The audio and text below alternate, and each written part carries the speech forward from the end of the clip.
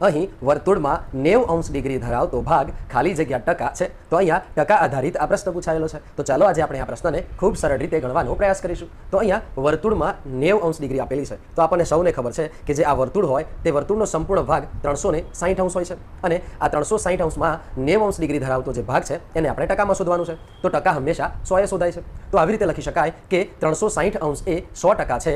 360 એ 100% છે. તો આપેલા આ 90 ડિગ્રી ધરાવતો ભાગ છે તે કેટલા ટકા હશે? અહીંયા આ શોધવા માટે સીધો ચોકડી ગુણાકાર કરીશું. એટલે કે 90 ગુણ્યા 100 અને છેદમાં આવશે આ 360. હવે જે ઉડતું હોય તે ઉડાડી દઈશું. તો અહીંયા સૌપ્રથમ આ શૂન્ય અને આ શૂન્ય ઉડી જશે. હવે 36ના ભાગ પાડીએ 9ના ગુણાંકમાં એટલે 9 ગુણ્યા 4, 9 ચોક 36. અહીંયા 9 ઉડી જશે.